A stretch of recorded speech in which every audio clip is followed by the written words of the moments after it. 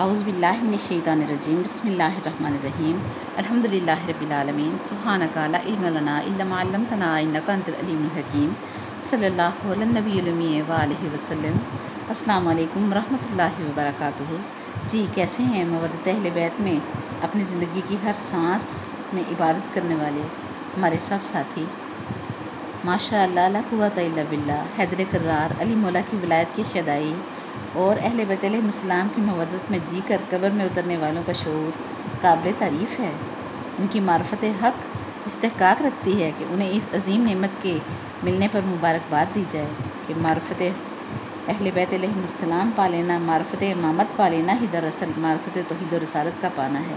میرا رب ہمیں، ہماری اولادوں اور ہماری قیامت تک آنے والی نسلوں کو قبول فرمائے اور یہ نعمت عطا فرما کے رکھے، آمین ثم آمین۔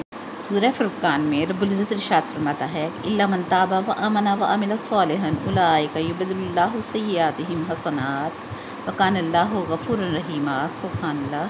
فرمایا جو توبہ کر لے، الا من تاب وآمن اور ایمان لے آئے، حالانکہ توبہ تو کرتا ہی ایمان والا ہے، بے دین کو توبہ سے کیا لینا دینا ہے؟ ایمان پر ہوگا تو توبہ کرے گا نا، توبہ پر ایمان رکھے گا تو ہی توبہ کی طرف آئے گا۔ لیکن اللہ کریم فرما رہا ہے کہ پہلے توبہ کرے اور ایمان لائے۔ معلوم ہوا کوئی ایمان لانا توبہ کے بعد بھی قرض ہے۔ اللہ اکبر۔ اسلام لانے کے بعد والے ایمان کی بات اللہ نہیں کر رہا۔ اللہ کریم نے پھر فرمایا وآمن وعمل صالحا، اور ایسا صالح عمل کر کے آئے، ایسی صلاحیت رکھنے والا عمل انجام دے، اللہ اکبر، جو ہر موقع پر کام آ جائے۔ آج تک عمل صالح کا ترجمہ نیک عمل ہوتا رہا ہے، لیکن عربی لغت میں سلوک سے، صلاحیت سے صالح عمل نکلا ہے، اور اللہ کریم آگے اس عمل کا انجام بتا رہا ہے۔ رب فرماتا ہے اولئک یبدل اللہ سیئاتہم حسنات، ایسے لوگوں کے گناہوں کو بھی اللہ کریم نیکیوں سے بدل دے گا۔ یہ عقل کو چکرا دینے والی بات ہے۔ گناہ معاف کر دینا اور چیز ہے، اور گناہوں کو نیکی بنا دینا یہ انسانی سمجھ سے بالا تر بات ہے۔ اللہ کریم فرماتا ہے کہ توبہ کرے، اور توبہ کے لغوی معنی رجوع کرنا ہے۔ ایک آدمی محفل میں بیٹھا ہے اور دیکھ پیچھے کی طرف رہا ہے، لیکن جب پلٹ کر سامنے دیکھ لے گا تو عربی میں یہ اس کا سامنے پلٹ کر دیکھنا بھی توبہ کے معنی میں آتا ہے۔ توبہ کے بعد رجوع کرنے کے بعد پھر ایمان لا کر وہ عمل کرے جس میں صلاحیت ہو گناہوں کو نیکیوں میں بدلنے کی۔ سبحان اللہ۔ سمجھیں جیسے اکسیر کی ایک چٹکی میں یہ صلاحیت ہوتی ہے کہ وہ 5 کلو لوہے کو سونا کر دیتی ہے، تو کہا جا سکتا ہے کہ اکسیر ڈالنے والا عمل عمل صالح ہے، اکسیر کہلانے والا عمل عمل صالح ہے۔ اور اللہ فرماتا ہے اگر ایسا صلاحیت والا عمل بندے کے پاس ہے تو گناہ نیکیوں میں بدل ڈالے جائیں گے، بلکہ اللہ کریم خود بدل دے گا۔ سبحان اللہ۔ گناہ معاف ہوتے زمانے نے دیکھے ہیں، لیکن اس اکسیر کا مالک کون ہے کہ بندہ گناہ کرے اور نیکی بن جائے؟ آدم علیہ السلام سے لے کر عیسیٰ علیہ السلام تک تمام انبیاء یہی کہیں گے کہ ہماری پہنچ بس اتنی ہے کہ ہم اللہ سے عرض کر سکتے ہیں کہ اے اللہ بندوں کو بخش دے۔ اب اللہ مانے یا نہ مانے یہ اللہ کی مرضی ہے، وہ مختار اور مالک ہے، مقتدر ہے، صاحب اختیار ہے، وہ معاف کرے یا نہ کرے یہ اس کی مرضی ہے۔ اور بڑی بڑی حجتیں میرے آقا کریم سمیت گناہ بخشوا سکتی ہیں، لیکن واحد ہستی کائنات میں حسین مولا علیہ السلام کی ہے کہ گناہوں کو قدموں تلے رون دیتی ہے۔ اللہ اکبر۔ کہ مولا حسین پاک نے کربلا کے میدان میں آخری لمحے تک لوگوں کو بلایا کہ آ جاؤ جنت کی طرف، اور کرم دیکھیں مولا حسین پاک کا کہ آخری لمحے تک ان لوگوں کو، شامیوں، یزیدیوں کو جنت کی طرف بلا رہے ہیں، حالانکہ وہ یہ سند پا چکے ہیں کہ وہ علی مولا کے بھی مخالف تھے، اور اعلانیہ کہہ رہے ہیں کہ اے حسین ہم تجھ سے تیرے باپ علی کے بغض میں جنگ کر رہے ہیں۔ اب خود ہی سمجھ لیں حضور صلی اللہ علیہ وسلم کی حدیث مبارکہ کی روح سے کہ بغض علی رکھنے والے حلالی نہیں ہو سکتے۔ جو رسول اللہ صلی اللہ علیہ وسلم کے بیٹے سے لڑنے آئے، وقت کے امام کے مقابلے پر آ گئے اور قتل کا ارادہ کیے بیٹھے ہیں، ان کے شجرے خود ہی آپ سمجھ لیں۔ دیکھ لیں کہ فرزند رسول پاک صلی اللہ علیہ وسلم سے لڑنے والے شامیوں جیسوں کو بھی آخری وقت تک مولا حسین پاک اتمام حجت کرتے رہے کہ آ جاؤ جنت کی طرف، جو ایسے لوگوں کو، ایسے بے ایمانوں کو، کفر کے مرتکب لوگوں کو جنت کی گارنٹی دے دے وہ مولا حسین پاک ہوتا ہے۔ سبحان اللہ، یہ تو ظاہری حیات ہے مولا حسین پاک کی، اور شامیوں کو سامنے سے آواز دے کر بلا رہے تھے۔ آج 1450 سال بعد جب بظاہر مولا حسین پاک کی شخصیت بھی سامنے نہیں ہے تو مومن کیا کرے؟ مولا حسین علیہ السلام تو وہ کریم ہیں کہ ازل سے ابد تک کی مخلوق کو برابر کا حصہ دیتے ہیں۔ اب مولا صادق علیہ السلام چھٹے امام سے پوچھا گیا کہ ہمیں یہ عنایت مولا حسین پاک سے کیسے ملے گی؟ فرمایا کہ نسخہ سن لو، جو بندہ ارادہ کر کے گھر سے نکلے کہ میں مولا حسین علیہ السلام کی قبر کی زیارت کر کے آؤں، ارادہ کر کے گھر سے نکلتا ہے اور ابھی کربلا نہیں پہنچا ہے تو مولا صادق فرماتے ہیں اس عمل کے ارادے کے نتیجے میں اسے اس کے گھر کے دروازے پر اس کی پچھلی تمام عمر کے گناہوں کا پل بن جاتا ہے۔ اللہ اکبر۔ پھر فرمایا جب وہ بندہ پل پار کر لیتا ہے تو پل پیچھے رہ جاتا ہے، اب چاہے گناہوں کے پہاڑ تھے ان کا تو پل بن گیا، اور جب وہ کربلا پہنچے گا تو کربلا ہی ہو چکا ہوگا، تطہیر پا چکا ہوگا، اللہ اکبر، پاک ہو چکا ہوگا، گناہوں کو اپنے قدموں سے روند کر پل پار کر گزر گیا ہوگا۔ اب کہہ سکتے ہیں کہ مولا حسین علیہ السلام کے پاس وہ نسخہ کیمیا ہے کہ گناہوں کو پاؤں کے نیچے کچل کر مٹا دینے کی صلاحیت رکھتے ہیں۔ بڑی بڑی حجتیں دیکھیں، گناہ بخشوا دیں گی، لیکن گناہوں کو قدموں نیچے روندنا فقط میرے مولا حسین علیہ السلام کا کام ہے۔ مولا حسین پاک نے جب حج کے موقع پر احرام کھولا، ایک قدم پیچھے رکھا تو تمام تر سازشوں کو نیست و نابود کر دیا کہ طواف کرتے ہوئے ایک قدم پیچھے کر لیں تو احرام ٹوٹ جاتا ہے۔ مولا حسین پاک نے یزید کی سیاست سمجھ لی تھی کہ اس نے حاجیوں کے بھیس میں بندے بھیجے تھے کہ احرام میں تلواریں چھپا کر حسین مولا کو حج کے دوران قتل کر دینا، اور ایک گروہ کو اور تیار کیا تھا کہ تم ان مارنے والوں کو مار دینا تاکہ ثبوت ہی نہ رہے کہ حسین مولا کو کس نے مروایا ہے، اور تیسری جماعت کو یہ کہہ کر تیار کیا تھا کہ جب ایسا ہو تم شور و غل مچا دینا، تم دائیں بائیں سب طرف دوڑ دوڑ کر خوف پھیلا دینا کہ دیکھو جس کعبے میں، جس بیت اللہ میں رسول اللہ صلی اللہ علیہ وسلم کے بیٹے کو امان نہیں ملی اس میں حج روک دو۔ یعنی یزید حج کو روکنا چاہتا تھا، حج ختم کرانا چاہتا تھا، اور مولا حسین پاک نے ایک قدم پیچھے کر کے ساری سازش کو بے نقاب کر دیا اور حج کو مکمل ہونے دیا۔ سبحان اللہ، یہ حسین مولا ہیں اور اپنی ذات میں یکتا ہیں۔ یاد رکھیں 14 معصومین میں بھی ہمیں محمد بھی ملتے ہیں اور ہمیں علی بھی ملتے ہیں، 2 2 3 3 کی صورت میں، اور حسن بھی ہمیں ملتے ہیں 2 14 معصومین میں، اور لیکن حسین مولا فقط ایک ہیں، یہ اپنی ذات میں یکتا ہیں۔ اللہ اکبر۔ ان کا معاہدہ ہے رب العزت کے ساتھ کہ رب العزت نے اپنے عرش کو معلیٰ کہا، اور پھر جب کربلا میں مولا حسین پاک نے راہ خدا میں اپنی جان دی، اپنا خاندان اور کنبہ لٹایا تو اللہ پاک نے کربلا کو معلیٰ قرار دے دیا۔ سبحان اللہ۔ اللہ کریم کا ارشاد ہے کہ جب حق اور باطل روبرو ہوتے ہیں تو اللہ کریم حق اور باطل کو آپس میں لڑاتا نہیں ہے، بلکہ حق اور باطل کی جنگ کا طریقہ سورہ انبیاء میں بیان فرما رہا ہے۔ بل نقذف بالحق علی الباطل، ہم حق کو باطل پر دے مارتے ہیں، فیدمغہ، اور حق باطل کا سر پاش پاش کر دیتا ہے۔ سبحان اللہ۔ اور پھر فرمایا فیضا ہوا ضاحکن، اور پھر باطل نابود ہو جاتا ہے، مٹ جاتا ہے جیسے کبھی تھا ہی نہیں۔ سبحان اللہ۔ حق باطل کا سر پھوڑ کر اسے نابود کر دیتا ہے۔ رب کا فرمان حق ہے کہ اللہ کریم نے سب سے بڑے حق کو سب سے بڑے باطل پر دے مارا، اور حق کی فتح کی سب سے بڑی دلیل یہ ہے کہ اللہ فرماتا ہے پھر باطل نابود ہو جاتا ہے۔ اور مولا حسین علیہ السلام حق کو جب اللہ نے یزیدیت پر دے مارا تو 1450 سال سے حسین علیہ السلام کی فتح کی دلیل یہ ہے کہ دل میں لاکھ نرم گوشہ رکھے کوئی یزید کے بارے میں، لیکن برملا یہ نہیں کہہ سکتا کہ میں یزیدی ہوں۔ تمام غور کریں کہ حسینی بننے کی کوشش تو ہر کوئی کرے گا، لیکن چاہے کوئی یزیدی نسل میں سے بھی ہو وہ یہ کہنے کی ہمت نہیں رکھتا کہ میں یزیدی ہوں۔ یہ حق حسین علیہ السلام کی فتح ہے کہ انہوں نے باطل کو ایسے مٹایا کہ گویا تھا ہی نہیں، نابود ہو گیا۔ اور وہ دوسری بات کہ آج تک کوئی دین، مذہب، مسلک اسلام ہو، آج بھی انسان کو ظالم سے نفرت ہے، مظلوم سے پیار ہے۔ حق کی طاقت ہے ہی ایسی کہ اللہ فرماتا ہے ان اللہ هو الحق، میں اللہ بھی حق ہوں۔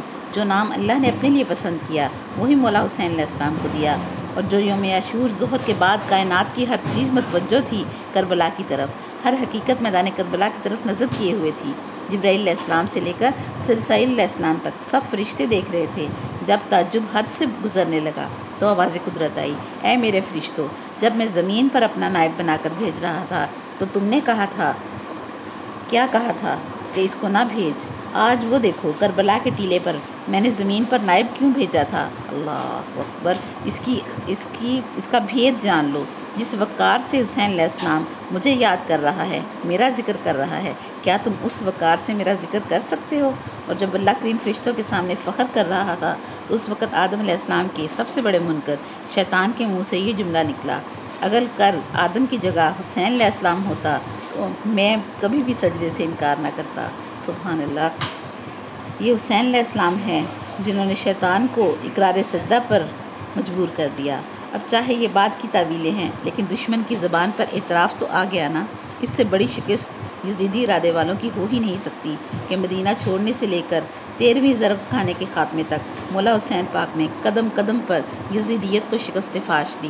غور کریں تو معلوم ہو جاتا ہے جب مرنا ہی ٹھہرا تو پھر حسین علیہ السلام نے مدینہ کیوں چھوڑا؟ یا تو لڑنا اور جنگ کرنا مقصود ہوتا، صرف سر ہی دینا تھا تو مدینے میں کیوں نہ دیا؟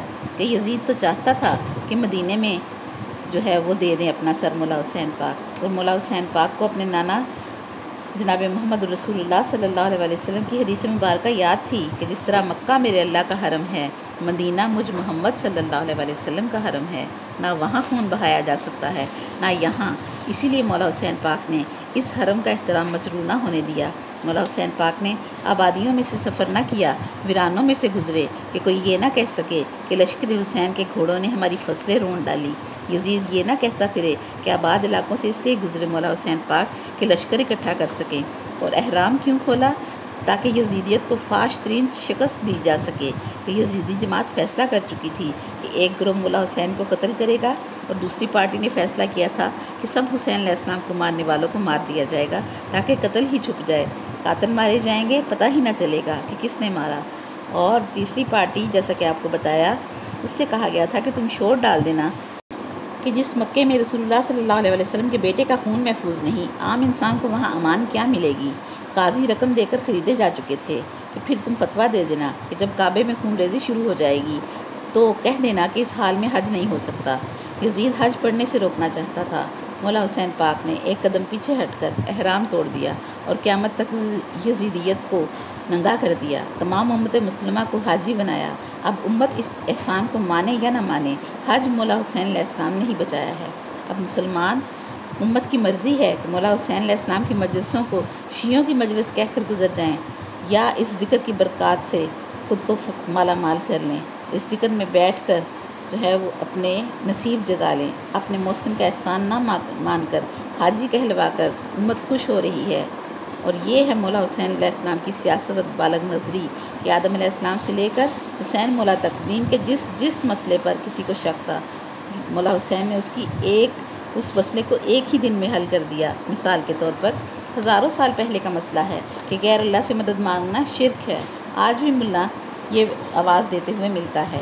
مولا حسین پاک نے رسول اللہ صلی اللہ علیہ وسلم کا بیٹا ہونے کے باوجود کربلا کے میدان میں 12 استغاثے لگائے۔ حل من ناصر ینصرنا، حل من ناصر ینصرنا۔ کیا یزیدیوں کی مدد کا محتاج تھا مولا حسین؟ نہیں، مولا حسین علیہ السلام قیامت تک سمجھانا چاہ رہے تھے کہ مجھے دیکھو، میں رسول اللہ صلی اللہ علیہ وسلم کا بیٹا ہوں اور میں نے شریعت کی گود میں آنکھ کھولی ہے۔ اگر غیر اللہ سے مدد مانگنا جائز نہ ہوتا تو میں حل من ناصرن کیوں کہتا؟ اور نیزے پر قرآن پڑھنے کی مولا حسین علیہ السلام کو کیا ضرورت تھی؟ یزید تو نیزے پر قرآن پڑھے بغیر بھی بدنام ہو چکا تھا، گالی بن چکا تھا، لیکن نیزے پر قرآن پڑھ کر قیامت تک اس عقیدہ باطل کی نفی کی ہے، رد کیا ہے اس عقیدہ کا کہ نعوذ باللہ نبی بھی ہمارے جیسے ہوتے ہیں اور مر کر مٹی کے ساتھ مٹی ہو جاتے ہیں۔ مولا حسین پاک نے اس عقیدہ باطل کی نفی کی کہ میرے نانا محمد رسول اللہ صلی اللہ علیہ وسلم کو اپنے جیسا سمجھنے والے بے وقوفوں، تم جیسے مر کر فنا ہو جاتے ہیں، اور میری طرف دیکھو، میرا جسم کربلا میں ہے، میرا سر سینکڑوں میل کے فاصلے پر قرآن پڑھ رہا ہے، جس کا بیٹا تم جیسا نہیں، اس کا نانا تم جیسا کیسے ہو سکتا ہے؟ قدم قدم پر قرآن سنا کر دین کے ہر الجھے ہوئے مسئلے کا حل مولا حسین پاک نے کربلا میں بتایا۔ مودت اہل بیت قرآنی حکم ہے اور مولا علی کی ولایت حکم الہیہ ہے، اس کا عقیدہ سینے میں ہونا کتنا ضروری ہے۔ اس بات کا ادراک مولا حسین پاک کو تھا۔ اسی ولایت کے نظام کو بچانے کے لیے مولا حسین پاک نے مدینہ چھوڑا تھا کہ امت خطبہ غدیر کو بھول چکی تھی اور بھٹک کر تباہی کے دھانے پر پہنچ چکی تھی۔ اب سوائے مدینہ پاک چھوڑ کر کربلا کے میدان میں خون دے کر غدیر کے پیغام کو زندہ کرنا تھا کہ سقیفہ کی زبردستیوں کا انجام مولا علی نے بھی دیکھ لیا تھا، مولا حسن پاک نے بھی بھگت لیا تھا، اور اب مولا حسین پاک پر ذمہ داری آئی۔ اب مرض دوائی سے ٹھیک نہ ہو سکتا تھا، اب آپریشن ضروری تھا۔ اسی لیے مولا حسین علیہ السلام سارا خاندان لے کر، معصوم بچوں کو لے کر، باعصمت بہن کو لے کر کربلا میں گئے۔ اللہ اکبر! 60 ہجری میں حسین علیہ السلام کا گھر بھرا ہوا تھا۔ 28 رجب کو حسین پاک نے نانا کی دھرتی مدینہ پاک کو بما گھرانے کے چھوڑا، اور آج اگر کربلا دنیا میں زندہ ہے اور حسین علیہ السلام کا نام اور پیغام سلامت ہے تو یہ محنت ہے اسلام کی عظیم ترین بیٹی بی بی زینب سلام اللہ علیہا کی۔ زینب عالیہ نہ ساتھ ہوتیں تو مقصد شبیر مولا حسین کبھی پورا نہ ہوتا۔ آج تمام اماموں کی سید اولادیں ملتی ہیں، مگر بی بی زینب سلام اللہ علیہا کی اولاد نہیں ملتی کہ بی بی زینب نے اپنی نسل اپنے بھائی حسین علیہ السلام پر قربان کر دی۔ آج دنیا میں کوئی زینبی سید نہیں کہلاتا۔ اللہ اکبر! زینب سلام اللہ علیہا نے اپنے بھائی کے ذکر کو دوام عطا کر دیا۔ دنیا میں زینب عالیہ جیسی بہن نہ ہوگی۔ بی بی زینب سلام اللہ علیہا نے اپنے بھائی کو اس دن سے رونا شروع کیا جس دن وہ دنیا میں آئیں۔ رونا ایسا تھا کہ رونے کے ساتھ ساتھ آنکھیں بند تھیں اور زبان سے پکار نکل رہی تھی، واہ حسینہ، واہ مظلومہ، واہ غریبتا۔ بی بی فاطمہ الزہرا سلام اللہ علیہا تڑپ گئیں اور بہت کوشش کی بچی کو چپ کرانے کی، لیکن بچی چپ نہ ہوئی۔ رونا بڑھتا گیا تو نبی صلی اللہ علیہ وسلم کو بلایا گیا۔ نبی صلی اللہ علیہ وسلم تشریف لائے اور بی بی زینب سلام اللہ علیہا کی کلائیاں پکڑ کر چومی اور جھک کر فرمایا، اسکتی یا ام المصائب، اے مصیبتوں کی ماں چپ ہو جا۔ یہ سن کر بی بی زینب کا رونا اور بڑھ گیا۔ نبی صلی اللہ علیہ وسلم چلے گئے، فرمایا، فاطمہ تیری بیٹی مجھ سے چپ نہیں ہو رہی۔ اب خیبر شکن علی مولا کو بلایا گیا۔